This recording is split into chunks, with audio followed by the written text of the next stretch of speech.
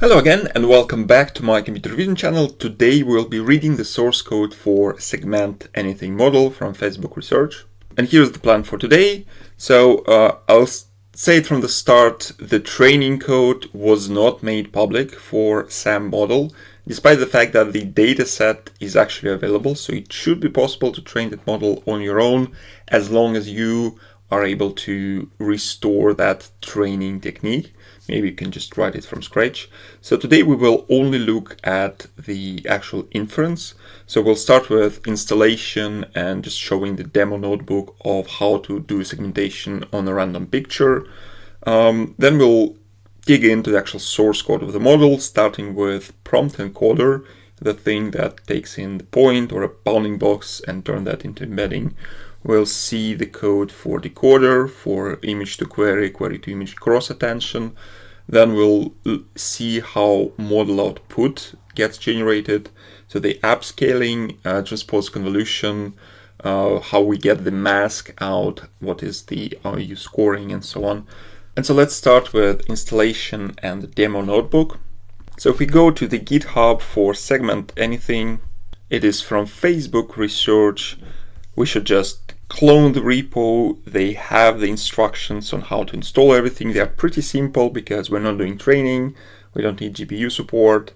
So just basically pip install. Nevertheless, I will leave my own README of how I managed to install everything, especially in order to be able to debug into the actual code. So they actually have the demo notebook that I'm about to show you here. So you can just go to segment anything /notebooks, and they will have this example of how to plot points, how to fetch an image, how to provide coordinates for point on an image. So here they do it for a car. They load the image with the car, they provide a point over here, they load the SAM model, and then annotate masks using that. So here we can see that it annotated subpart, a part, a window in this case, and then an entire car, which sounds quite logical. So in order to do all of this, what you'll need to do is just install all the libraries, download the actual checkpoint with the model, and you are good to go. So another thing that I do is I go into the repository with segment anything, and I just initialize the actual notebook in the root of the repository. So if you do that right at the root, you will be able to just import all the same libraries. You will be able to debug into them and read the source code of the model. And so here is my actual notebook, which is almost exact copy of the notebook from Facebook Research. So what they do here is basically import some libraries, define some helper functions to actually plot the image, the mask, the prompt point and prompt boxes. Then we load the actual image. So to represent image object in Python, they use this model called OpenCV, CV2. So I chose the famous image from Coco dataset that was present in their paper. You can choose anything. It works pretty well with just random images. Here is how we can plot the actual image with matplotlib. And so this is how it looks like. Then we load the actual model. So this is the precise checkpoint that we need, and we initialize the actual predictor. Then we do this predictor.setImage, and what setImage does is it actually applies the backbone, and the backbone in this case will be VIT transformer. And we do it once because this supposes that you might do some sort of interactive prompting work where you pass the image through really heavy backbone just once, and then maybe experiment with different points, and the actual decoder and prompting will be quite quick because the majority of computation in the model is spent in this backbone. And so then we just plot what our prompt is. So I've chosen this point on the person here as a prompt. I need to provide points and label, and labels can be 0 and 1. And so the difference can be seen from the demo. So normally we'll just provide 1 point with the label 1, which means annotate me the mask for something that this point belongs to. We can provide more than one point like this, for example, so to say that find me an object which contains both of these points. And we can also sort of do a negative point. So you can say find me an object that contains this point but not this point. And so this point will be with label 1 and this negative point will be with label 0. So this is what labels can do. Next, we apply the actual model. So this is the shape for the point. So it's just, sorry, not the shape, the actual tensor of the point. So 2 coordinates, x and y, and 1 label. We feed that into the model, into the predictor. We get out the masks and scores and logits, and next we plot them. And so in our case, we always get 3 masks out of SAM. In our case, it does detect this short as a subpart or a part twice, almost exact short, and then a third mask is entire person. So one thing you might notice here is this short prediction is almost a complete duplicate. So for proper use of the model, you either just always take 1 mask or you apply non-maximum suppression. And let's actually look at what these masks, scores, and logits are. So first the shapes. Okay, so this is interesting. So first of all, let's come back to our image and plot the shape of the image.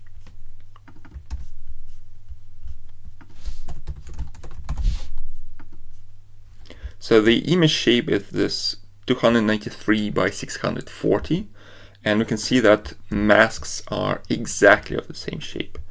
And so masks are basically false and true, true if it belongs to the object, false if it doesn't. And so obviously the mask has to have exactly the same resolution as the image, so you can actually plot it. Logits is a prediction of the model behind the mask. And logits have this 256 by 256 shape. That's actually an upscaled version of VIT resolution, which is 64 by 64. And logits basically say, what is the probability or what is the score of this pixel. And so we can see here that they can be negative, they can be positive. So they go from like -91 to +72, but the lower the score, the less chance it is a part of the object, and the higher the score, the higher the chance that it is part of the model. And I believe the actual threshold here is 0. So if the score is above 0, that pixel belongs to the object. And so we go from this 256 by 256 to the actual image resolution using just bilinear interpolation. So this is like basically you always get this square 256 by 256 matrix with logits. Then you reshape it by basically zooming in, reshape it to the shape of the original image. And that's how you get your masks. And you also have scores. So scores, we have 3 scores. You've seen them on this image here. And scores are basically a separate head of the model that tries to predict its own confidence. So you can think of that as we have 4 outputs in total. 3 of them actually try to predict some sort of object, some mask, and then the 4th is like a judge, and it says that this guy did well, this guy did well, and I'm sure that this guy is wrong, so just don't use its prediction.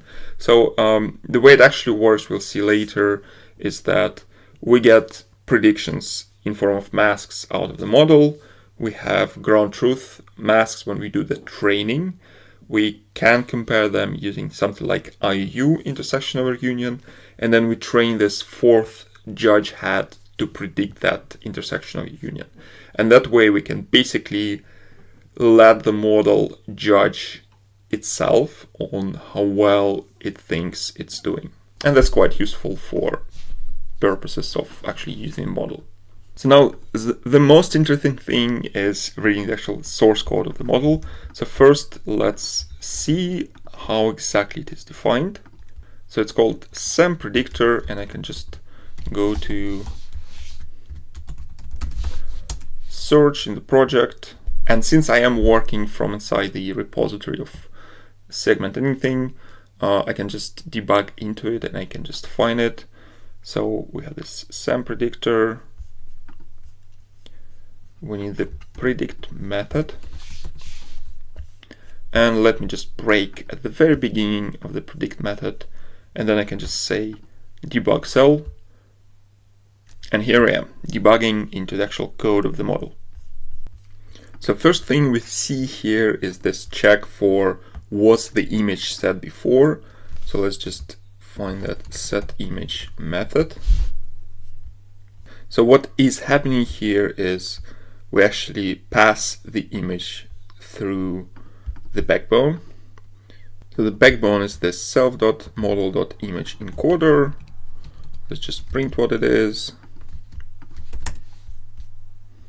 So that's image VIT transformer. We will not read into that one, although I do have a video about VIT transformer. But basically the output we are interested in is this self.features object. And let's just print the shape of that. So it's 64 by 64 in pixel resolution and then 256 embedding dimension. So this is what we're going to work with. So next what is happening is we apply this transformation to the coordinates and bounding boxes that we've got. So this transformation basically changes the actual height and width as if you were to resize your image to a certain size. And so here target length is 1024.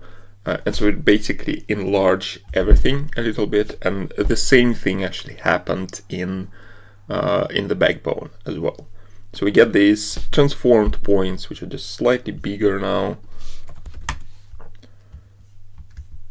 And then the main stuff is happening inside this self.predict torch method.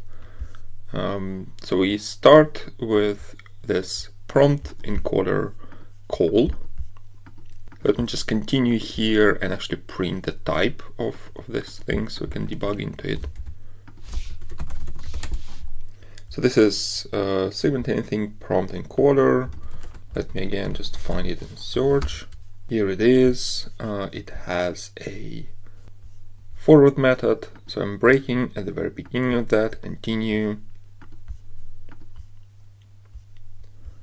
I still have my points, boxes, and masks as an input. So basically, we are only using points. Another alternative is to use boxes. And technically, you might do that all at once. There's also this third option, masks, which I haven't seen any mention of in the demos, in the paper. So I'm really not sure how to use it. But I suppose that it is some sort of estimate of the mask that you might maybe want to improve using some model or something like that. So we get these points, boxes, and then we basically see if points are provided, and then if they are, we embed them. We see if boxes are provided, and if they are, we embed them. And so in our case, we just have points. So we call this self.embedPoints call, which says that, you know, if the boxes are not provided, then just set padding to true, which is the same as saying just put something in there so that we still generate the token for the model input, but it's basically a statically initialized token. So let's go to this embedPoints method. So I'll just continue to here. So in our case, padding is true because we've just provided points, no boxes, and we can see that we append basically 0 points -1 label, which says that it's not really an object, it's just a way to generate some input to the model when boxes are missing. And then we have this positional encoding layer forward with chords. Here we just transform them a little bit, dividing by image size, height and width. And the main thing is self.positional encoding. So let's just continue to here. Let me just validate that not much has happened. It's actually, you can pretty much see that we normalized them from 0 to 1. That's all that happened for now. And then we transform them a little bit. So we multiplied by 2 and subtract 1, which means that now they are from -1 to 1. This @ sign here means matrix multiplication, and we have this self.positional encoding matrix, which is basically statically initialized, trainable, and when we do the actual matrix multiplication, so one element in this multiplication is the coordinates with size 2 by 2. So 2 because we have x and y coordinates, and the second 2 because we basically have 2 inputs. Sometimes they come from points and boxes, sometimes from points and just padding. In our case, it's points and padding. We multiply that with this matrix 2 by 128. So basically this 2 here that stands for x and y gets cancelled out with this 2. And so as an output, we'll get this 2 by 228 coordinates, right?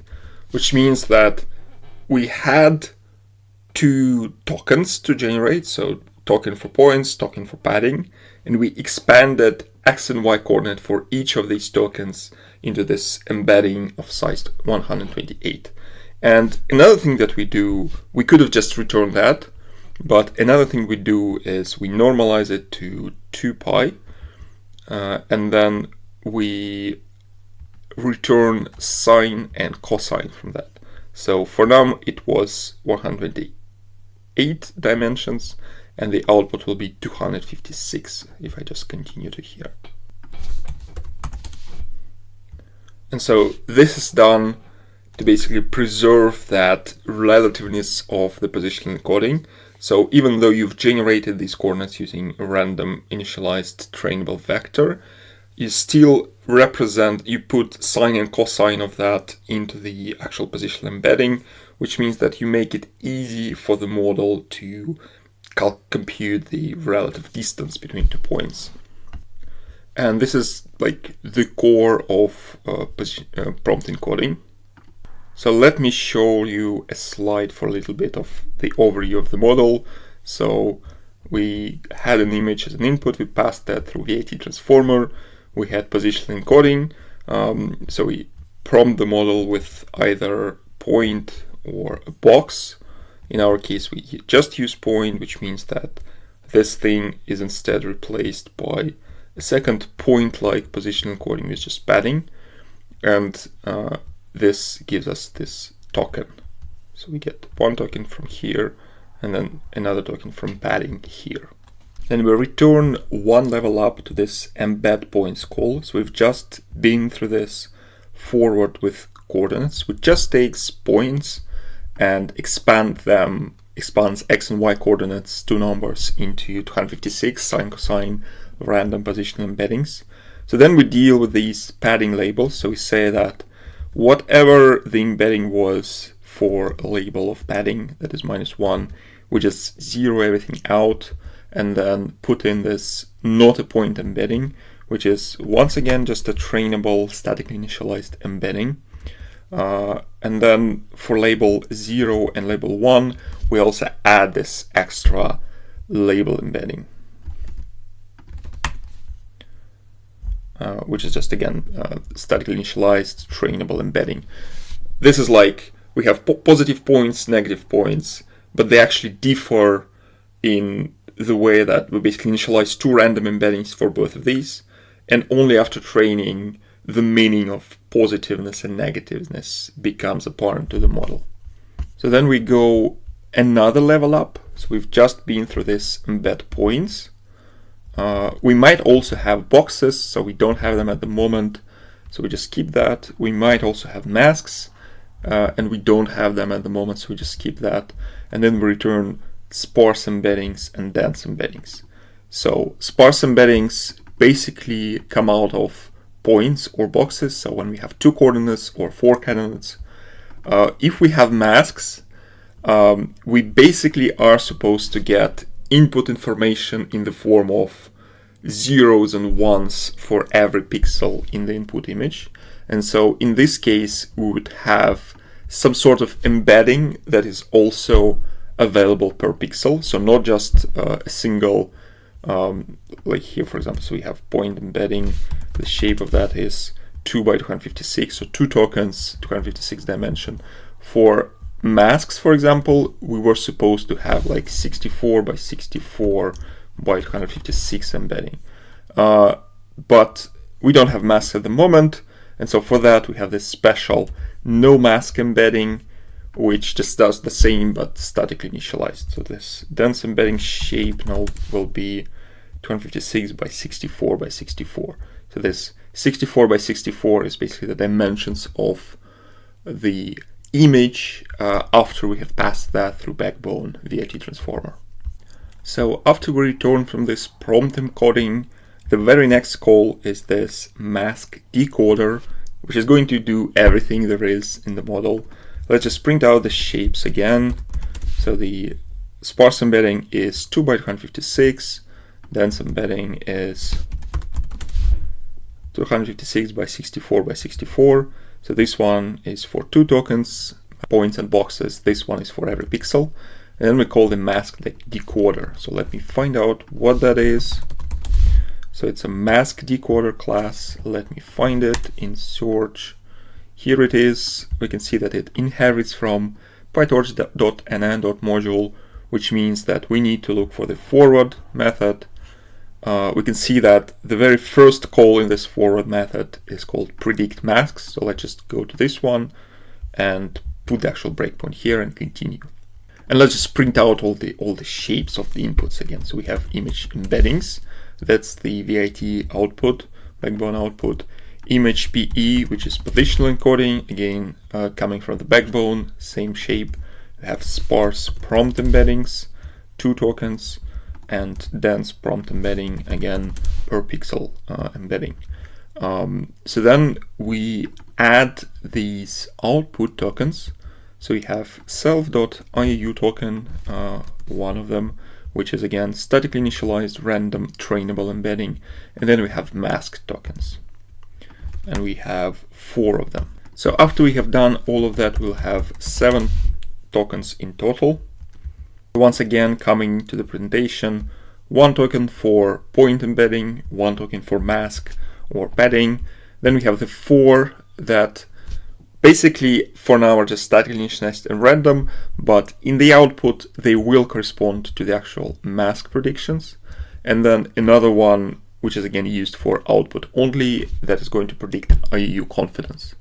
Another good question is, why do we have 4 of these if the model outputs 3 masks? And if we get back to the Jupyter notebook, there is this parameter called multimask output, which is set to true. We can also set it to false. And so if we set it to true, the model will output 3 masks. If we set it to false, the model will output just 1 mask. But this 1 mask actually uses its own weights, its own head. So the model always outputs 4 masks, and then depending on this flag, whether to choose the first 3 and output all of them, or we choose the last one and just output that one. That's why we have 4 mask outputs. And so then we have this transformer call. Again, let me print the type of that. 2-way transformer, let me find it. Here it is, so just go to that. Again, find the forward method, put a breakpoint here, continue. Here I am. Now we just flatten image embedding and positional encoding and rename our point encoding and image embedding into queries and keys to make it more understandable in terms of the actual transformer inputs. So if I just continue to here, I will now see that this flattened embedding now has this 4K sequence length. That's from 64 times 64. So we flattened our small image into this one relatively long sequence. and then we call the actual layers. So we only have 2 of them. They are all pretty equal. So these 2 layers, and the current layer is called two-way attention block. So this is the picture that illustrates that. So we have 2 inputs to this cross attention. The first one represents image, pixel embeddings. Second one represents tokens, query tokens. So first we'll pass these token query inputs through self-attention, which doesn't change shape, so we just let them interact with each other, attend to each other. Then we form query to image and image to query cross attention. And so query to image is when we take Q from queries and then key and value from the image. Compute attention mask, take the values, multiply them, and we get this query output as a weighted sum of image sequence tokens. And then we do the symmetrical thing, taking key and value from the queries, Q from the image. We compute attention mask, and then we take weighted sum of the queries to get the next output image embedding. So let's look at that in code. So I need to find two-way attention block.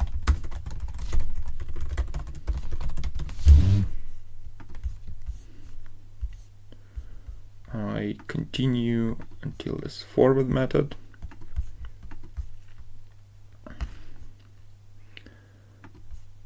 So first I call self-attention. The class of that is called attention. So notice that they don't use pytorch.nn.multi-head attention. They have their own version of attention, and we can see that the same version is used for self-attention, cross-attention, token to image, cross-attention, image to token. And if we go to the help of that one, it basically says that the only difference of this module compared to PyTorch multi-head attention is that they have the option of downscaling the size of the embedding after projection to queries, which means that right now we have our key with 256 dimensional embedding. We might want to project that down to say 128 before performing actual attention, just to save on computation. So as we see for the actual self-attention, that's not the case. So all the projectors here output 256. And so this attention is going to be just the normal multi-head attention. So I'm just going to continue through that. I'll just say that we get Q, key, and value from the same tensor of queries that has sequence lengths of 7. And after applying this self-attention, I will again just get this 7 tokens of sequence. Then I apply normalization, add position embedding, and the next one is slightly more interesting, so I suggest we read the actual attention code for this one. So now Q comes from queries, key comes from image, and value also comes from image. So the difference between keys that is used for value and k that is used for k is that one has position encoding into that and another one doesn't. So let me just print the shapes. So Q shape, key shape, V shape. So it's 7, 4K, 4K. And now let's break at the attention layer. So I go to attention, forward, continue, right? So once again, Q shape, key shape, V shape, 7, 4K, 4K. Then we have a set of these projectors that project that down to some sort of sequence.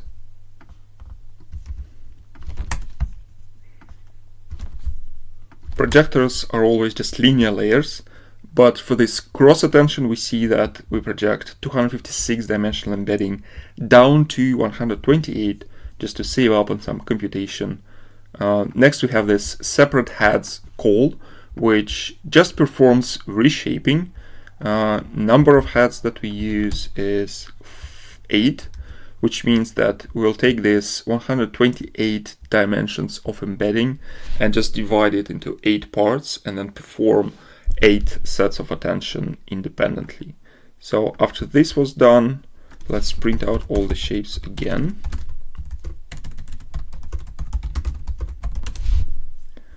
So 128 divided by 8 heads, that's going to be 16 dimensions per embedding. So we have 8 heads, 7 sequence lengths, 16 embedding dimension, 8 heads, 4K sequence length, 16 embed dimension, 8 heads, 4K sequence lengths, 16 embedding dimension. Then we perform this matrix multiplication to get the actual attention matrix. And this is now 7 by 4K by number of heads. So this is now saying, each query to each image pixel, what will be the attention weight. Once again, each query to each pixel, what will be the attention weight. But we don't have one attention weight, we have 8 of them for 8 different heads. So we perform this normalization of attention by taking the square root and then applying softmax. And then as an output, we again multiply this attention with V, right? And here is an interesting part. So V comes from the image, so it has 4K sequence length. But when we multiply the V with attention, when we do matrix multiplication, one of the dimensions will cancel out. And in this case, it is this common 4K dimension, which means that output sequence length is actually going to be 7. So out shape will now have this 7 sequence length, which means that we got our queries out, despite the fact that we got them from basically weighted sum of image pixels. Then we again do the reshaping, uniting these 8 heads and 16 dimension embedding into a single vector with 128 shape. Again, 128. And then we perform this output projector that is going to return us to our initial 256 dimensional embedding dimension. Right, and this is the output. So let me step out of this function. So I've performed this cross attention token to image, and the output of this is this 7 length sequence, which represents the new state of queries basically. So we get the actual queries by taking initial queries plus this attention out. So this plus sign represents residual connection, then normalization, multilayer perceptron, another residual, another normalization, right? So by this point, we've performed one set of cross attention and we got the output for queries. And then we do the mirror thing where we now do cross attention image to token, which is performed using the same block. We also project 256 embedding down to 128, but now we basically change the way we feed in these 3 letters here, Q, key, and V, instead basically feeding one into another. So now only Q comes from the image, and then key and value comes from the input 7 tokens. So let me just print the shapes, Q, shape, Q.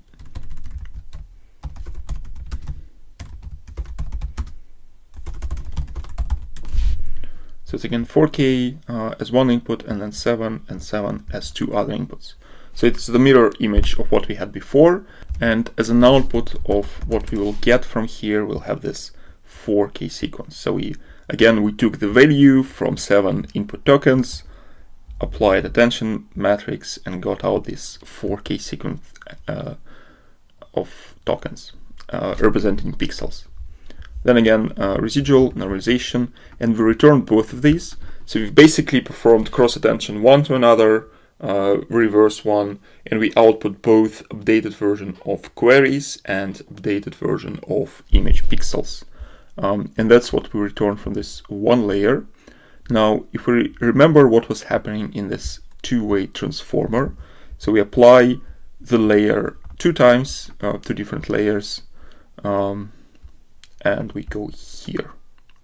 So then we do an extra residual, another adding of image positional encoding, and we perform one more step for attention. Let me just print what that is. It's going to be another attention block. So it's just like we don't have 2 layers, we have 2.5 layers with this extra step for query output, and another normalization, which uses layer norm, and then return both queries, updated version of that, and keys, updated version of the image. And we return from transformer call. So let's just print that output. So we fed 7 tokens and 4K image, and that's what we got out. So now we've passed through this transformer. Majority of computation is done. Now what we just need to do is to actually create the output. So first we basically take these 7 tokens that we got out of the transformer, and we take out the 1 representing U output and 4 representing mask output. So the shape of this one is going to be 1 by 256, and this one is going to be 4 by 256. So 4 mask outputs. Now this thing is quite interesting. So we do output upscaling, because before this line the SRC basically had dimensions of the feature map that we got out of VIT, which is just 64 by 64, but we need to generate the actual mask for the original image, which is relatively high resolution, something like 600 by 400, and so we need more precision in terms of pixels. And if we print out what this output upscaling is, it's going to say that it's a combination of 2 transposed convolution with some layer normalization and activation. So you can just Google what is a transposed convolution. That one deserves a video on its own. They have some pointers to interesting GitHub repositories with some demonstrations of how that works. We can get some understanding about what the result of this is by just looking at the shapes. So embedding dimension will go from 256 down to 32, and then it says transposed convolution with kernel size 2 by 2 and stride 2 by 2. So normally if we would have just a normal convolution with 2 by 2 stride, that would mean that we'll shrink the image 2 times in each dimension. So we'll get an image that is 2 times smaller. So with transposed convolution, we basically do the reverse thing. So applying the first one will yield the image that is 2 times larger and then 4 times larger after the second image, after the second transposed convolution. So this upscaled embedding now has 256 by 256 pixel dimensions and this reduced embedding dimension of 32. So this basically means that, you know, in terms of information, in terms of the actual number of points that we see here, this number of points is much greater here. Let's just compare them and divide by what we had before. So the coefficient is not that big here, so we've got out twice the amount of points by basically trading in some of the embedding dimension into the actual pixel dimensions that we got out.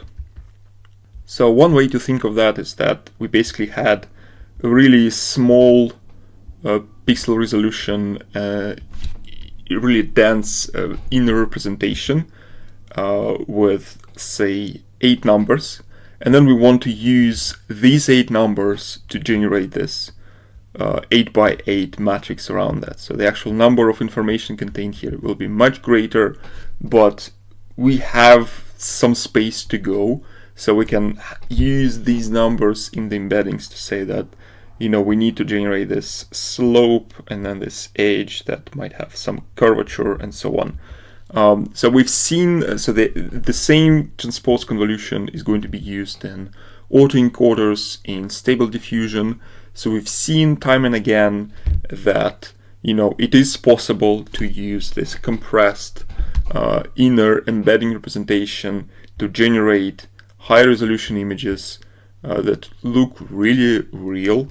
And so this is what is happening here. So this kernel of transposed convolution is going to be trainable.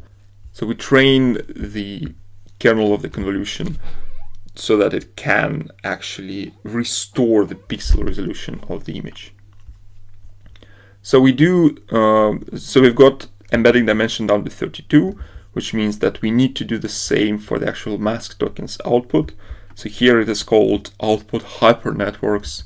I'm not sure why such a complicated name, but it's basically a feed-forward network of a bunch of linear layers. So you can just continue to here print the shape of the result.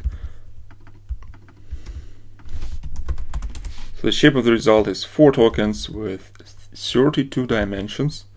And then we basically perform this matrix multiplication.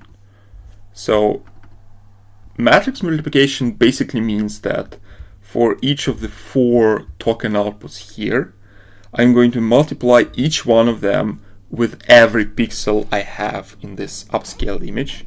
So basically these 32 numbers will get multiplied a lot of times, and they will basically match with features that we've seen in the pixel, and depending on that produce some sort of output that tells if this pixel is part of the mask or not.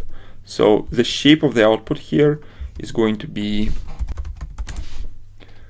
4 by 256 by 256. So we've got 4 masks of relatively high resolution, each one basically telling us, what is the score of each pixel, and the higher the score, the better. So if the score is high, we will take this pixel to the mask. If not, then we'll see it as a background. Then we have this IU prediction. So the actual prediction we get by, once again, applying just a feed-forward network with linear layers with 4 output features, which means that we get 4 predictions.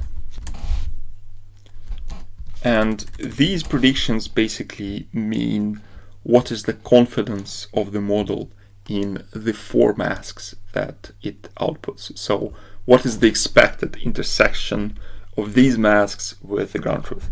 So unfortunately, the actual training code was not made public, so we don't know for sure how this prediction head is trained, how the loss looks like, and so on. But we can guess what it does just from the name. So this thing is supposed to predict the intersection of model prediction with the ground truth. Then we return from this predict masks. And this is pretty much everything that happens in this mask decoder. And we come back to this torch for predict torch method. So we've just gone through this mask decoder. Let me continue to here. So at this point, we have this thingy called low resolution masks, which is this 256 by 256 tensor. We only got 3 now because, remember, we use 1 if we only need a single output and the other 3 if we need multi-output, and in our case we're interested in multi-output.